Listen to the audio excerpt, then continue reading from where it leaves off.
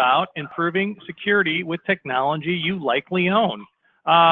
Pete's going to talk about enabling advanced features in a bunch of products that you may have or similar products, and how to get the most out of your security investment. If you are a newcomer to our events, this is how we do it.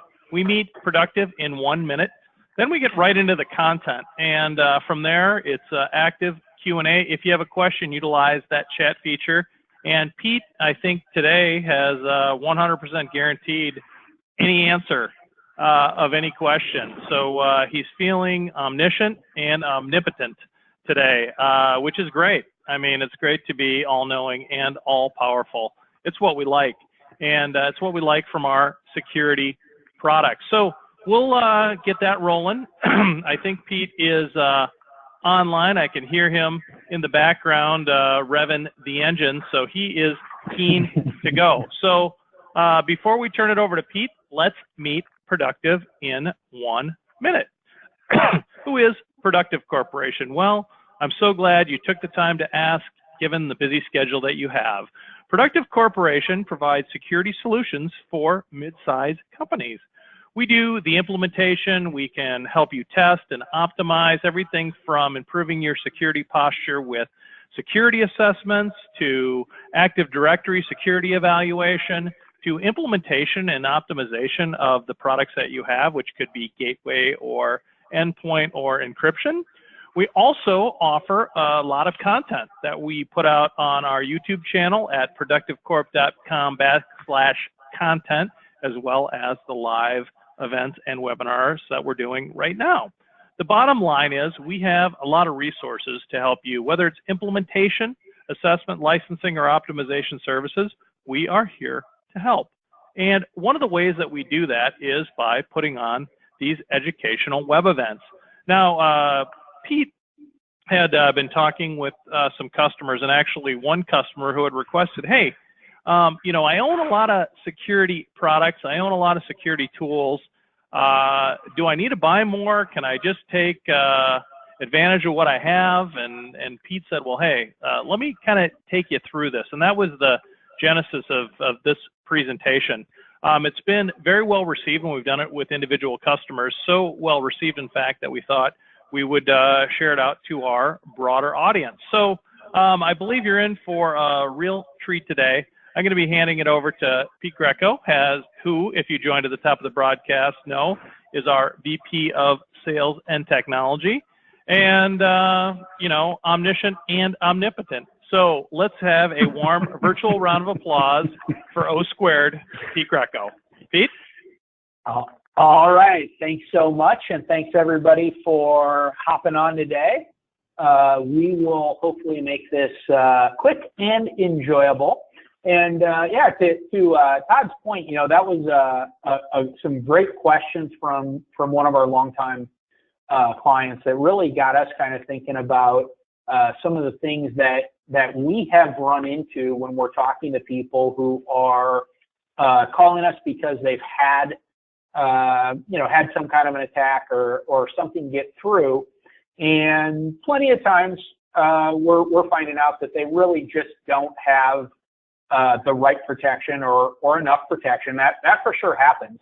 But a lot of times what we're uncovering is they had the right tools, they just weren't taking advantage of everything that they had.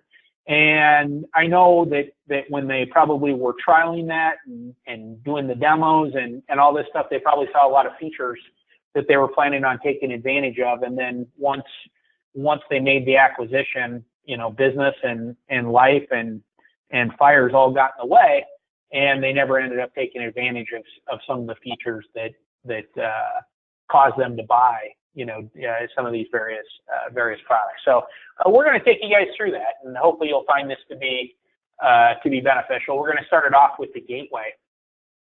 Right, a couple of years ago, pretty common to talk to people who had, you know, just the plain Jane firewall. Right, maybe some kind of AV engine could be run through that thing, but really probably not doing any kind of inspection, really just port blocking and right, port forwarding and this kind of stuff. Right, and as you talk to folks today, you're talking to not most everybody, but tons and tons of folks are running next gen or UTMs. They include tons of features, right? Antivirus is a huge component of that. Nearly everybody we talk to who's got a UTM or a next gen firewall has that enabled, right? Most everybody is taking advantage of the intrusion prevention, whether it's intrusion, prevention or intrusion detection. They have that enabled. Very common to see that. Do they have it tuned within an inch of its life? Maybe not, but just getting it on is the first step in that battle. And then VPN, obviously, very commonplace, right now built into those units. So pretty easy to get it going. So there's nothing green here, right? Very common. A lot of times, though, what we're finding out, and with a lot of the products that we have on our line card, application control is a capability. And on a firewall, it's a little bit different from how the term is used in reference to a server or an endpoint, where we're really talking about preventing an application from launching or preventing it from getting installed. Here, we're really talking about monitoring the traffic that applications create and being able to shape that, block it, limit it, prioritize it, whatever. But it really goes a long way in helping you identify what kinds of applications are trying to originate traffic through your gateway, right? And then be able to put some controls on those applications so that, again, they're not monopolizing, or they are getting priority, or they're simply getting blocked, right? So you can do a lot with controlling Facebook traffic, for example. Maybe you want to allow Facebook, you don't want to block it, but you don't want to allow people to do posts, or you don't want to do any kind of add-ons or games or anything like that. That stuff can really be controlled at the firewall level, and it can go a long way in upping your security. Sandboxing, right? Being able to detonate stuff that's coming through that firewall, downloads, attachments, that kind of stuff, and really being able to figure out if that's something that is going to explode in the environment. A lot of folks are not even aware that they have this capability for their device, and if they have it, may not have it enabled, and might not be easy depending on the product that you have. But that's where you can come back to an organization like us and get help getting some of this more advanced stuff implemented. And a lot of times, configuration is the time-consuming thing that slows us down from getting some of this stuff going, right? And that's where we recommend budgeting for pro services when you acquire new stuff to help you get that rolling in a quick and efficient manner. And then an annual health check. If you're modifying this thing, throughout the year, and probably not daily, but throughout the year, that's where stuff starts getting out of whack. If you're not making any modifications at all, that's where you're not keeping up to date with patches and new firmware releases and modifying policies. And so whether you're changing it all the time or never changing it, an annual health check is a great thing to do to make sure that it's taking care of your security needs. Right, securing the domain controller. So many attacks, right, or maybe I shouldn't say end with, but really do the most damage once they make it through to the DC.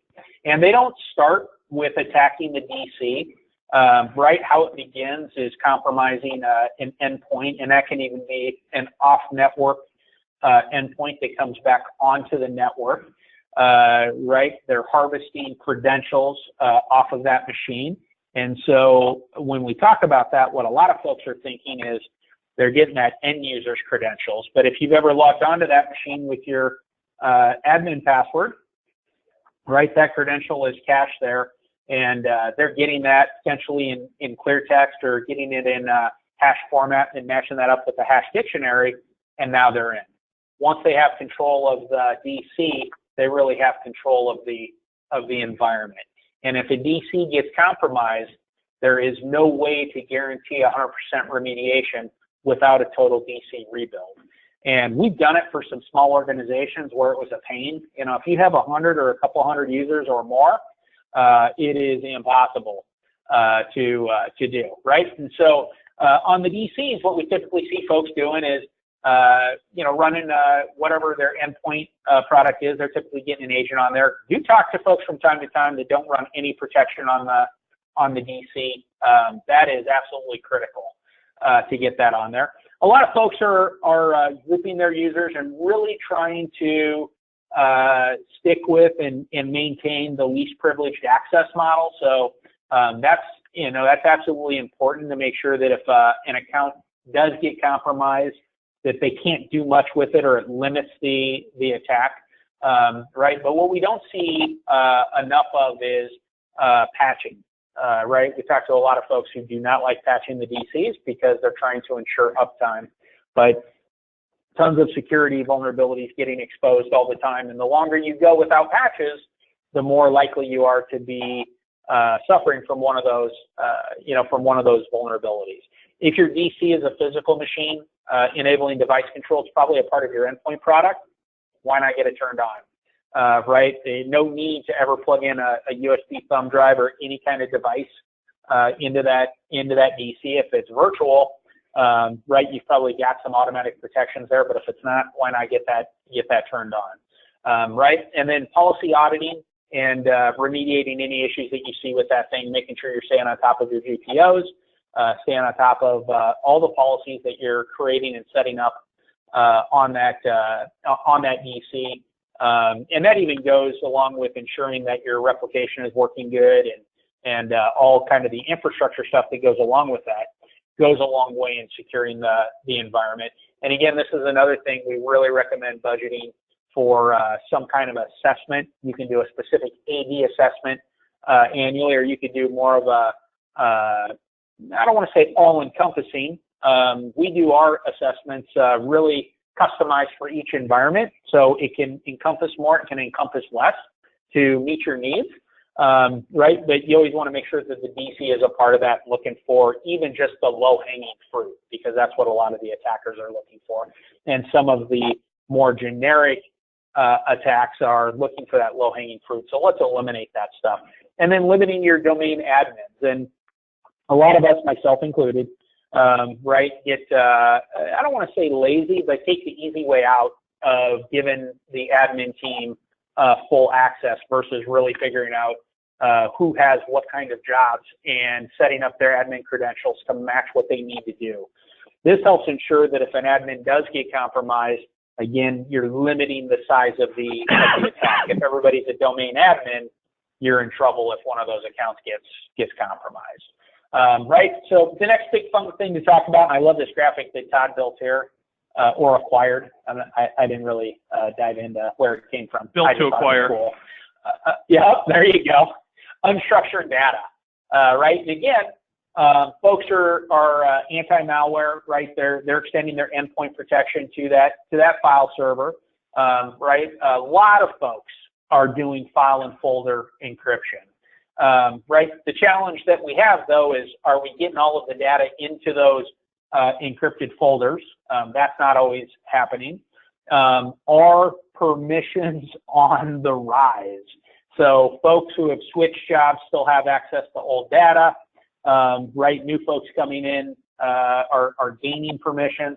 People who have left may still have permissions available, right, if their account hasn't been disabled for whatever reason, and it happens tons of times. We have plenty of times where we still want to log on to somebody's machine after they've left to make sure that we have documents, files that clients have sent, whatever. We just want to keep stuff around and be able to access it for even a couple of days. And that's where you start becoming vulnerable as some of this stuff starts getting forgotten, right? Device control, again, if you have a physical file server, most folks have virtualized, but we talk to a lot of people still with physical file servers. Why not get device control on that box? Again, it's probably a part of your endpoint product anyway, so why not get that going? And you're going to see on nearly every slide patching, right? And we talk to a lot of folks who are doing live update, right? So some patches are getting deployed, but they have no idea when patches are failing. We talk to some folks that are patching the servers with like a WSUS, making sure to get those Windows patches out there, but not patching necessarily any applications or any third-party products. And we talk to way too many folks that are patching less than 2 or 3 times a year, and that is really leaving you vulnerable. Right, and threat hunting is going to be kind of the new thing. We're really not talking to anybody yet who's really taking advantage of threat hunting. This is potentially something that you don't have access to in any of your products. We're starting to add some threat hunting products to our line card. Some of our SIM partners have included threat hunting, and what this is doing is really looking for the tip of the iceberg. Right, looking for something that has not started yet. The way that, one of the ways that Event Tracker does it, which is one of our SIM partners, is they're looking for files that have been copied to a machine that have never been executed. Right, that can indicate a delayed attack. Now they know all of the known products. So as part of Office, right, we install maybe Access database, so they understand what Access is. I have Access on my, on my machine, but I've never run it. It's just a part of the Office, and haven't felt the need to go out and get rid of it. So they're going to skip over that, and they're going to be looking for stuff that they don't have a known signature for. So that's going to be the next big thing to help you stop some of these advanced threats. And part of the reason that you want to delay a threat from running is if it executes the second somebody gets it, right, your infection point is going to be much, much smaller. So I'm the first one to get it. Maybe it spreads over to Todd. By the time it gets to the third person, our endpoint signatures have updated, our firewall is updated, and now we're stopping and detecting this thing. If you can see that on every machine and execute that attack 2 weeks from now, it's probably going to have success in 100% of the machines that it got installed on. Right, so you're going to see a lot more of that. It also goes a long way in defeating sandboxes. So if you remember from just a couple of slides ago, I'm recommending sandboxes. I'm not changing that story, but sandboxing is not foolproof, which is why we need a layered approach. And that's why we have more than one slide as a part of this presentation. The next thing that we're seeing, not everybody having access to, but it's becoming more accessible, and this is something we can help you out with, is honeypots that represent your environment. That gives you a great idea of how folks are trying to attack you, so that you can understand how you need to change your policies and how you need to up your protection. So a lot of this stuff, again, is within your control. Now, permissions auditing, you can do that without a tool. Obviously, you can do it much more quickly and get reports and get alerts when you're out of compliance. But permissions auditing is something that you can do manually and well within your control, simply by looking at some of those file folders. Now, the larger you get, you maybe want to start looking at a solution like a Stealth Bits to help you stay on top of that stuff. And again, that's where we can come in and help you out. SQL. So we looked at the unstructured data. Now we're structuring the data. This looks like a custom-built database created by Todd Overt himself. Just at first glance, that's what I do. This is the framework of Amazon, I'm assuming, for the order processing system. Right? Yep. So again, on that SQL, a lot of folks running an endpoint protection. We do see a lot of folks going wide open on SQL, and that's tricky, right? Because to get your endpoint product probably working nicely with your SQL, you need to do some exclusions. But a lot of that information is published out there. It's not necessarily easy to find, but it is findable. Again, that's something that we can help come in and help our clients do. Patching those SQL servers, absolutely important. Encrypting the databases, so if somebody's coming in and trying to smuggle out that, a backup of that database, all that data is encrypted. And again, if it's a physical SQL server, and we still talk to a lot of folks who are running SQLs as a physical device, get device control on that thing. No reason not to. You probably already own it as a part of your anti-malware product, right? Every anti-malware product we sell, device control is a component of it. So get it turned on. Costs you nothing. Email, anti-spam, obviously that's been around forever, and that's the number one thing that I think folks are thinking about when they start talking about email security, is blocking the junk. Right? Not all the junk has malicious links in it. A lot of it does. Right? But simply blocking the junk doesn't get you to the next point. That's not targeting phishers and spear phishers. Those folks are really trying to figure out how to get around the anti-spam policies as a base level. If you subscribe to any mailing services, right, they've all got kind of a spam checker where you can enter your marketing emails into them, and it'll tell you a spam score and the likelihood of those things getting targeted as spam. Well, the bad guys use those too. It's not just the clever marketers who take advantage of them. The bad guys are using them too, right? So probably have some security scanning in there. Hopefully you're using that. Talk to a lot of folks who are blocking some of the base attachments. And a lot of folks have access to DLP. Do you have it on? Get it turned on. Right, that helps protect from an inside threat. And it's not just your accountant who's turned to evil ways, right? We all know that happens, but that's only a part of it, right? The DLP can protect you against. If that accountant gets their credentials compromised, right, that DLP is going to prevent that identity from removing information or data from the environment. And so if it's a hacker who's compromised an identity, right, now they're going to be blocked just like that employee would be blocked. So a great feature to take advantage of. It's in a lot of the products that we have on our line card. You potentially have this. Start using it. And again, this is something we can help you get using as well. Now, not as common, but becoming more commonplace, capability to do sandboxing, link rewriting, some anti-spoofing type stuff. And these additional components go a long way. And really, you know, we talk about a layered approach to security all the time. And a lot of times what we're really talking about is have an email security tool, have a next-gen firewall, have a good endpoint product, have a vulnerability scanner, right? But each of these products now offer a layered approach. So in your email security, add that sandboxing layer, add that link rewriting layer. That way, if they're fooling the anti-spam engine and there's nothing for the security component to scan, right? So it's not necessarily going to scan a link and say, if we go to this website, there's going to be a malicious download. It's just looking at whatever files and attachments and trying to identify if they contain malicious code, right? So let's stack these layers so that they got to keep passing multiple checkpoints, and hopefully one of these checkpoints is going to prevent that email from making it to the end user. Or if it does, if the end user clicks on anything, they're not going to end up getting to that malicious download site, right? And that's going to go a long way in upping our safety if we can prevent the end user from being the one to launch the attack. Now, unfortunately, it's not always the end user's fault. I would love it if we could just blame them. We do talk to not quite a few folks, but some folks who really feel like, you know, if they just tell their end users to not click on anything, they can never have a problem. But it's not the only way that things happen. I wish it worked, because then we could just get rid of the end users, right? And the problem would be solved.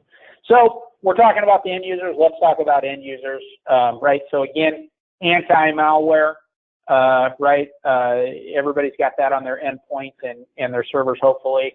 Talking to a lot of folks taking advantage of full disk encryption, especially now that BitLocker is included on Windows 10 or File Vault. We have quite a few more folks now who are a lot of Macs in their environment, or quite a few customers, surprisingly, 100% Mac environments taking advantage of the Mac File Vault, right? That's going to protect you from loss of device. So you leave that laptop at the coffee shop, or someone grabs it out of your paws and runs off with it.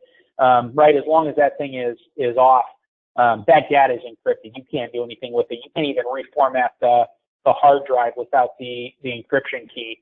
So worst case scenario, they got to put a new drive in it, and they've got the gear, but they don't have any of the data. So that goes a long way, right? And that can be enabled. But what do we do when folks are logged on, actively logged on, right? And someone is spying on them? Well, all of the data is encrypted. So that's where we want to take advantage of application encryption, right? We want to take advantage of DLP, make sure some of our even just base data is not leaving off of that system. Location independent web filter. So a lot of folks are doing web filtering, and a lot of folks are doing it at the gateway. The challenge there, though, is when an end user leaves with their laptop, they no longer have that policy. So let's enforce that web filter wherever they go, right? And the way that I look at web filtering is not an employee productivity tool, though it can be, not a lawsuit mitigation tool, though it also is, right? But really as a method of turning off huge chunks of the internet that do not help the organization, and we reduce the threat factor. And that doesn't mean that if you, block the adult sites and the tobacco sites and all the other stuff that they put in that, recommended block category. A lot of users going out there looking for different brands of tobacco. That is not you got to watch out for it. There's a lot of nefarious activity that they're looking for an alternative to their Marlboro Lights. It's a category, right? But just because it's in the recommended block list doesn't mean that that's the number one place or the only place where threats reside, right? The hackers have figured out that attacking adult sites is not going to help them break into businesses because most businesses are blocking those sites. So they're trying to figure out how do we compromise CNN and all these other kinds of websites that business people want to go to, that educators want to go to, that folks who are running churches want to go to, or whatever it is, so that when you're going to the sites that are not blocked by the web filter, right, they can have success.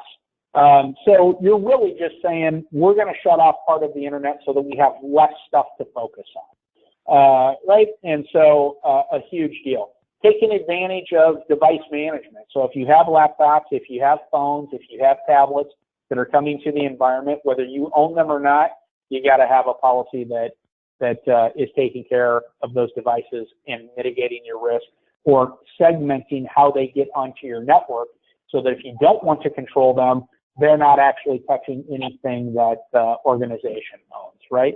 And the top thing that I had on the list is I really like a user-based security policy, a policy that follows that user regardless of the device that they're logging into.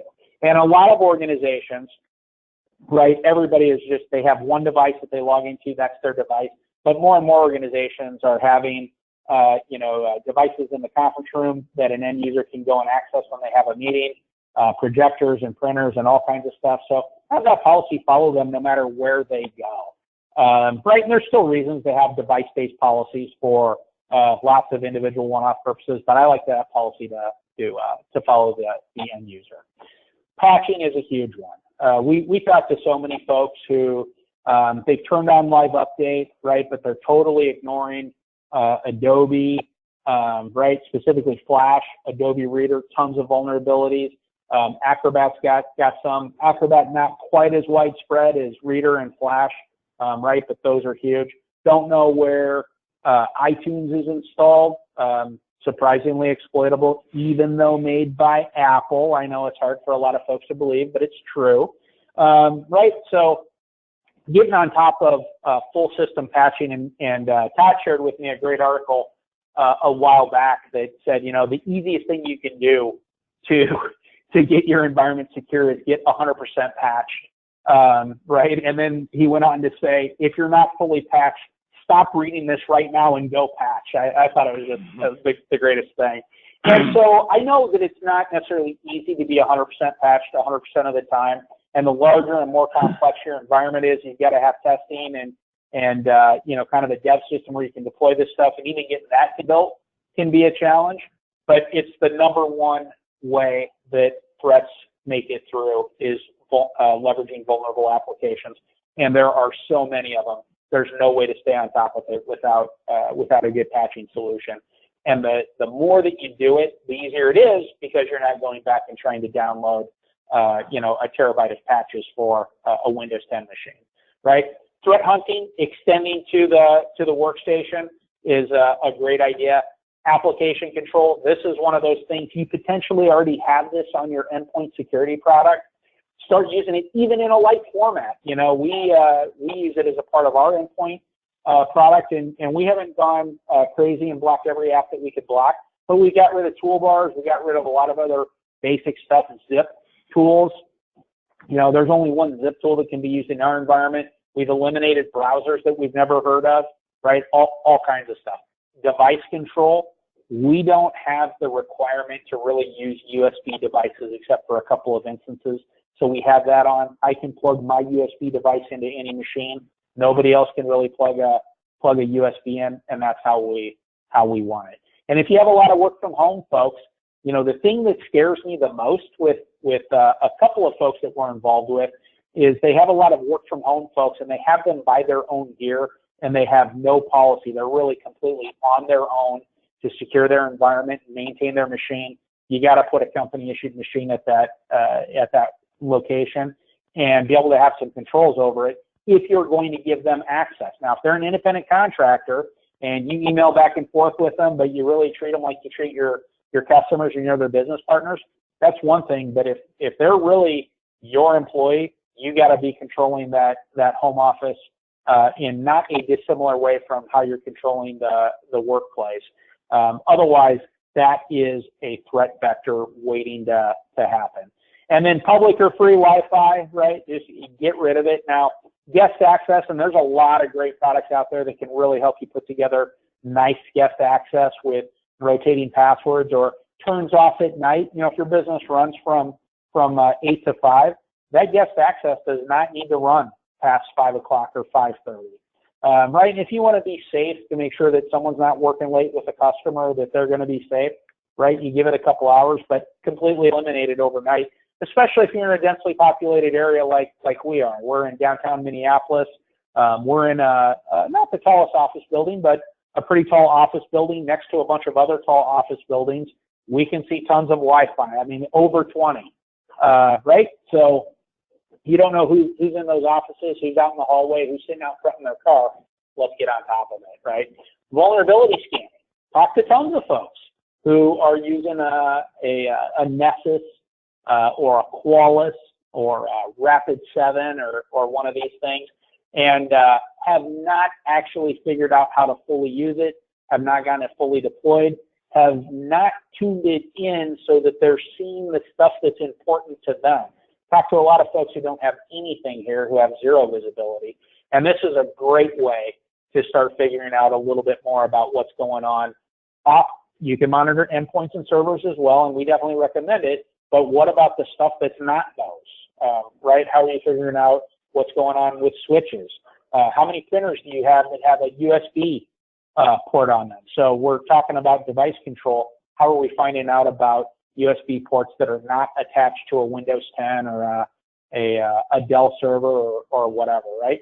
And this is an area where for sure we can come in, help you understand what these results are, help you get this product tuned in so that it's really meeting your specific needs and delivering information to you that you know is actionable and you know what you need to do, and cut out all the noise. And this goes a long way to helping you get the security shored up.